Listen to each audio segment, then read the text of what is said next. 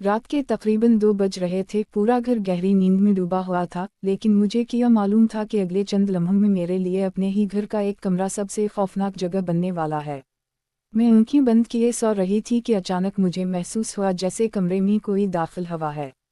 पहले मैंने सोचा शायद मेरी बहन पानी पीने आई होगी, मगर फिर किसी के कदमों की आहट मेरे करीब आकर रुक गई।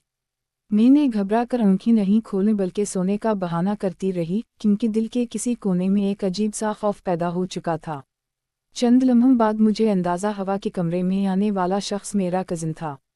मैं इसे घर का अपना समझती थी, इसीलिए कभी सोचा भी नहीं था कि मुझे इससे डरना पड़ेगा, मगर उस रात इसके रवैये ने मेरे सारे भरोसे को हिला कर रख दिया। मैं खामोश रही और ज़हन में सिर्फ यही सोच रही थी कि आखिर वो उस वक्त मेरे कमरे में क्यों आया है। अचानक उसने मेरा नाम आहिस्ता से पुकारा। मैंने कोई जवाब ना दिया।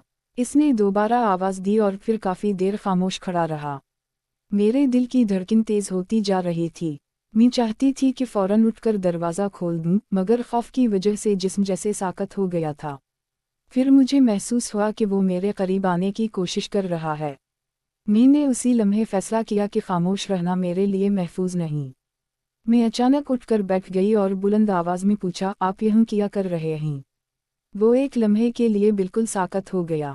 फिर घबरा कर कहने लगा, मैं तो बस देखने आया था कि तुम सो रही हो या नहीं। इसका जवाब इतना अजीब था कि मेरे दिल में मौजूद शक और भी गहरा हो गया। मैंने फ़ौरन लाइट ऑन की और दरवाजे की तरफ बढ़ गई। वो भी पीछे हट गया। मैंने दरवाज़ा खोला तो सामने मेरी बड़ी बहन खड़ी थी, जो शायद पानी लेने के लिए उठी थी। मुझे देखते ही उसने पूछा, क्या हुआ? तुम इतनी घबराई हुई क्यों हो? मैंने पहले तो कुछ नहीं कहा, लेकिन फिर मेरी आंखों से आंसू निकल आए। मैंने इसे पूरी बात बता दी। मेरी बहन ने मुझे खामोश कराने के बजाय फ़ौरन मेरा हाथ पकड़ा और कहा, तुमने बिल्कुल सही किया कि फ़ौरन आवाज़ उठाई। अगली सुबह घर में इस मामले पर बात हुई। कज़न ने मुख्तलिफ वजाहतें देने की कोशिश की, लेकिन मैंने पहली मर्तबा अपनी बात पर कायम रहने का फ़ैसला किया। मुझे डर था कि शायद घर वाले मुझे ही गलत समझेंगे, मगर मेरी बहन मेरे साथ खड़ी रही। इसने वालिदैन से कहा कि किसी बच्चे या लड़की को सिर्फ इसलिए खामोश नहीं कराया जा सकता कि सामने वाला रिश्तेदार है। रिश्ता कोई भी हो, अगर किसी का रवैया आपको गैर महफूज महसूस कराए तो आपको अपनी हिफाजत का पूरा हक है। इस वाक़ये के बाद घर वालों ने वाज़ेह उसूल बना दिए कि किसी को भी रात के वक्त किसी दूसरे के कमरे में बगैर वजह दाखिल होने की इजाज़त नहीं होगी, और अगर किसी को किसी शख्स के रवैये से खौफ महसूस हो तो इसकी बात को संजीदगी से लिया जाएगा। कई दिन तक मुझे रात को सोने से डर लगता रहा। ज़रा सी आहट पर मेरी आँख खल जाती, लेकिन आहिस्ता आहिस्ता मुझे एहसास हुआ कि खौफ को छुपाना हल नहीं, बल्कि ख़तरे के बारे में बात करना ज़रूरी है। एक रात मेरी बहन ने मुझसे कहा, तुम्हें मालूम है तुमने इस रात सबसे बहादुर काम किया था। तुमने अपनी खामोशी तोड़ी थी। इसकी बात मेरे दिल में बैठ गई। मैंने सोचा कि कितनी लड़कियां सिर्फ इसलिए खामोश रहती होंगी क्योंकि इन्हें डर होता है कि घर वाले क्या कहेंगे, रिश्तेदार नाराज़ हो जाएंगे, लोग बदनाम करेंगे या शायद कोई उनकी बात पर यकीन ही नहीं करेगा। लेकिन हकीकत यह है कि किसी गलत रवैये की जिम्मेदारी उस शख्स पर होती है जो गलत हरकत करता है, उस शख्स पर नहीं जो उसका शिकार बनता है। अगर कभी कोई रिश्तेदार, दोस्त, जानने वाला या कोई भी शख्स आपको ऐसी सूरत हाल में डाले जहां आप खुद को गैर महफूज महसूस करें तो उसे नज़रअंदाज ना करें। फ़ौरन किसी काबिल एतिमाद शख्स को बताएं, अकेले ना रहें, महफूज जगह पर जाएं और ज़रूरत पड़ने पर मकामी हुक्काम या मुतालिका मददगार इदारों से राब्ता करें।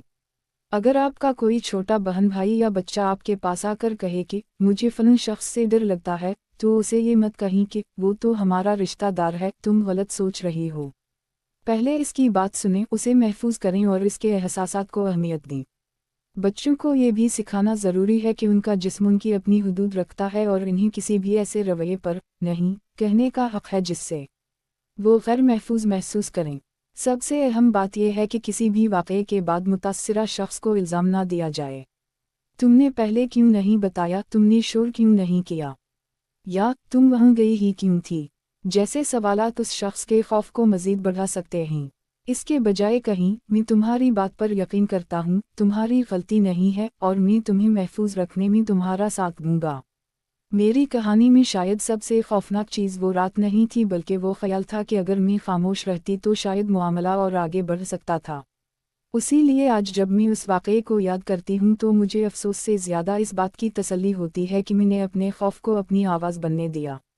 میں نے سیکھا کہ گھر کی چار دیواری ہمیشہ محفوظ ہونے کی ضمانت نہیں ہوتی، اور رشتہ دار ہونا کسی کو آپ کی حدود توڑنے کا حق نہیں دیتا۔ اگر کبھی آپ کے ساتھ بھی ایسا کچھ ہو تو خود کو قصوروار نہ سمجھیں۔ اپنی حفاظت کو ترجیح دیں، کسی قابل اعتماد شخص کو فوراً بتائیں اور ضرورت پڑنے پر پیشہ ورانہ یا قانونی مدد حاصل کریں۔ کیونکہ خاموشی ہمیشہ عزت نہیں بچاتی، کبھی کبھی خاموشی خطرے کو بڑھا دیتی ہے، جبکہ بروقت اٹھائی گئی ایک آواز کسی بڑے نقصان کو روک سکتی ہے۔ اور شاید اسی رات میں نے اپنی زندگی کا سب سے اہم سبق سیکھا تھا، اپنی حدود کی حفاظت کرنا بدتمیزی نہیں، اپنی حفاظت کرنا خود غرضی نہیں، اور غلط رویے کے خلاف آواز اٹھانا کسی رشتے کی توہین نہیں۔ اگر کوئی شخص آپ کو غیر محفوظ محسوس کرائے تو رشتہ نہیں، آپ کی حفاظت سب سے پہلے ہے۔